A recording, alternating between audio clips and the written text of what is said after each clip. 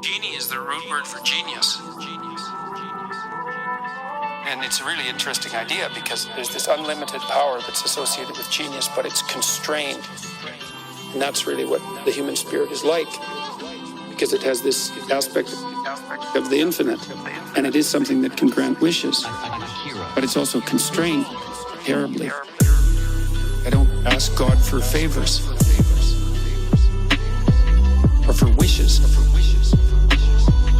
for wishes, you know? I don't ask God for favors or for wishes or for wishes, you know? We're constrained mortally and physically and all that, but the thing is that both the infinite possibility and the constraint are necessary. Right? That's what makes up the genie. It has to be both at the same time. And the idea that, you know, if you find your genie, you can have your wishes. It's right. You have to really want what you're wishing for. Right? You have to make the proper sacrifices to get it. It can't be just some whim. You have to ask for something that you would rather not have, which is usually wisdom.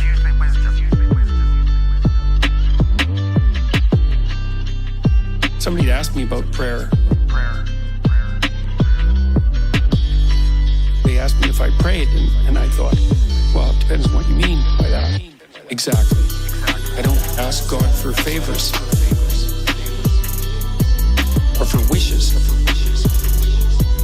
or for wishes, you know? I don't ask God for favors or for wishes or for wishes, you know? But I do think that if you sit on the edge of your bed and you ask what foolish thing you're doing to make it worse, that you'll get an answer right now.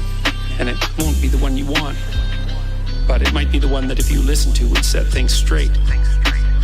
I don't think that I've ever been in a situation where if something wasn't going right for me and I sat and thought, okay, I'm willing to figure out what I'm doing wrong, which is a big thing to think because you never know how much you're doing wrong. It might be something that you really don't want to contend with.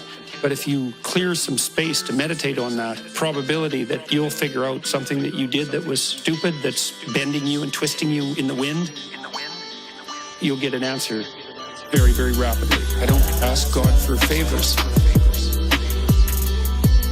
or for wishes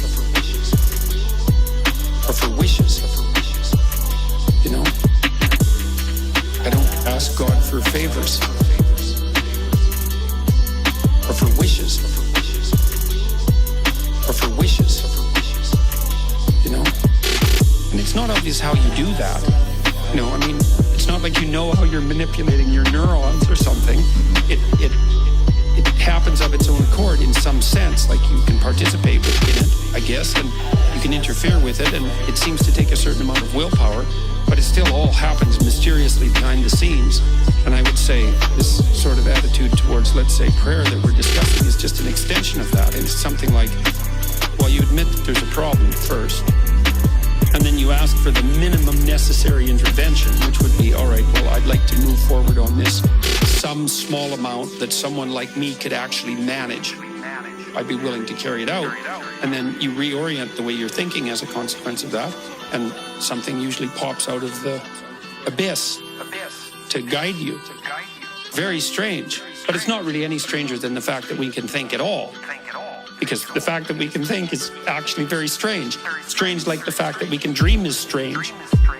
And that's strange beyond belief that you can dream, or that something in you dreams, which is a much better way of thinking about it, because it's not like you're really in control of your dreams.